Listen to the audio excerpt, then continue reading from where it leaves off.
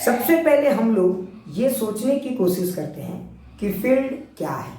तो अगर मैं सच कहूँ तो फील्ड का मतलब होता है रीजन ऑफ इन्फ्लुएंस, मतलब वैसा इलाका जो किसी के प्रभाव में आ गया है।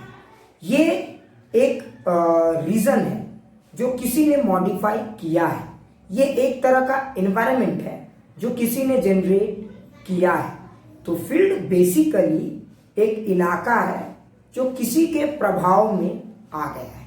जैसे एग्जांपल के लिए मैं बताता हूँ, अगर आप किसी जगह पे आग जलाते हैं, तो अगर आप किसी जगह पे आग जलाते हैं तो ये वाला इलाका इस आग के प्रभाव में आ गया, ठीक है। अब इस इलाके का टेम्परेचर ये आग डिसाइड कर रहा है, तो ये इलाका इस आग के इन्फ्लुएंस में है, ये इलाका इस आग के प्रभाव में है।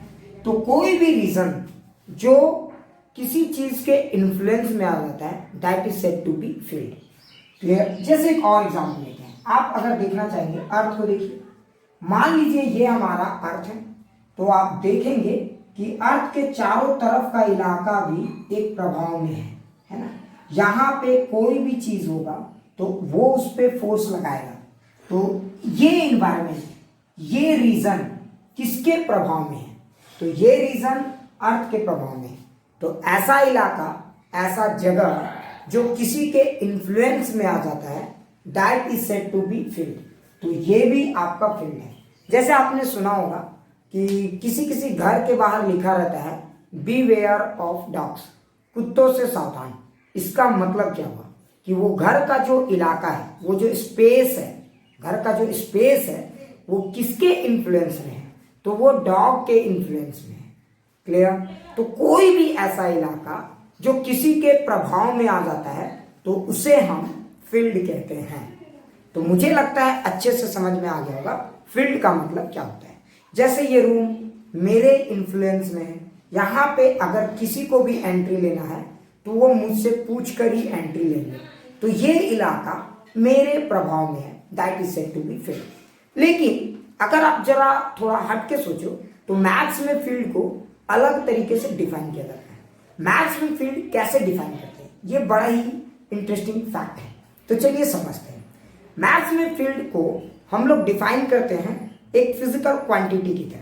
मैं बताता हूँ, वैसा फिजिकल क्वांटिटी जो स्पेस में हर जगह पे डिफाइंड हो सके, that is said to be field. वैसा फिजिकल क्वांटिटी जो स्पेस में हर पॉइंट में डिफाइन हो सके, that is said to be field.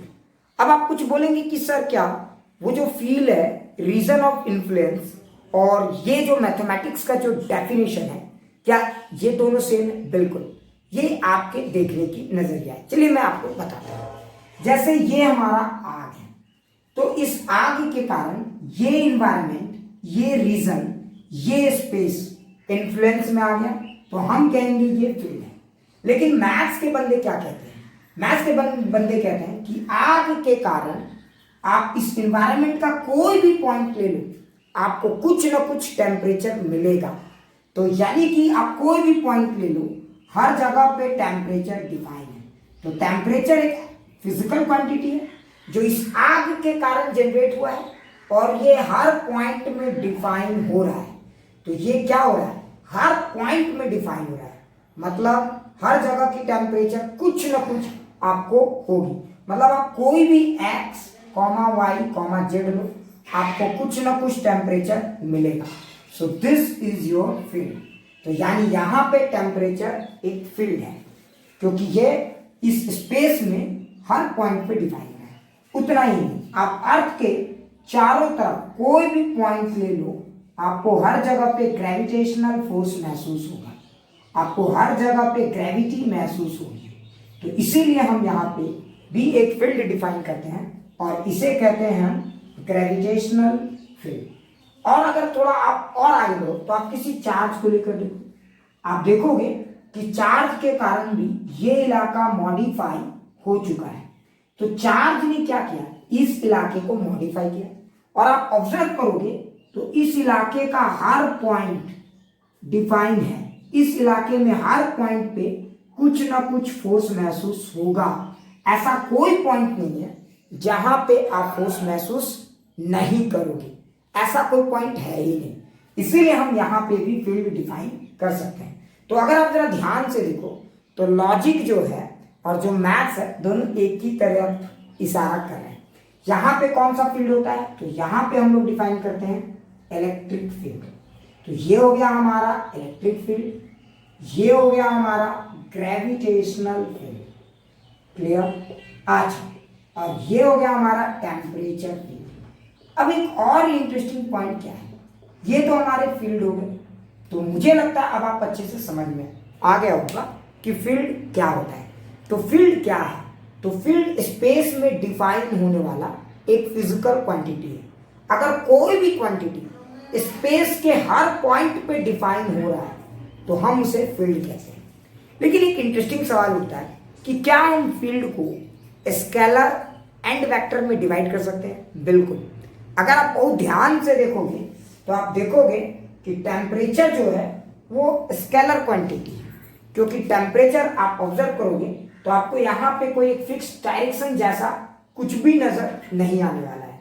तो टेम्परेचर जो है स्केलर क्वांटिटी है, दैट्स व्हाई ये फील्ड कहलाएगा टेम्परेचर फील्ड। लेकिन जब सवाल उठता है कि सर ठीक है, टेम्परेचर स्केलर क्वांटिटी है, टेम्परेचर का डायरेक्शन से कोई लेना देना नहीं है, टेम्परेचर को एक्सप्लेन करने के लिए डायरेक्शन की जरूरत पड़ती नहीं है, that's why temperature field are said to be scalar field. लेकिन सवाल है कि क्या ग्रेविटेशनल फील्ड और इलेक्ट्रिक फील्ड स्केलर फील्ड है या वेक्टर फील्ड है? तो आप जरा ध्यान से देखोगे तो आप ऑब्जर्व करोगे कि ग्रेविटेशनल फील्ड फोर्स से कैलकुलेट किए जाते हैं, इलेक्ट्रिक फील्ड वी फोर्स के हेल्प से कैलकुलेट किए जाते हैं। और आप ऑब्जर्व करोगे तो आपको दिखेगा कि यहां पे अगर कोई बंदा है तो उस पे एक फोर्स का डायरेक्शन, इलेक्ट्रिक फील्ड का डायरेक्शन आपको साफ दिखेगा। यहां पे आपको ऐसा दिखेगा, यहां पे आपको फोर्स का डायरेक्शन इधर दिखेगा, यहां पे आपको फोर्स का डायरेक्शन इधर दिखेगा। मतलब हर पॉइंट पे, ठीक है, मैग्नीट्यूड के साथ साथ आपको डायरेक्शन भी मिल जाएगा। और जो डायरेक्शन होता है आप कैसे निकाल सकते हो, तो एक पॉजिटिव टेस्ट चार्ज रखोगे तो जो फोर्स का डायरेक्शन होगा वही इलेक्ट्रिक फील्ड का डायरेक्शन होगा।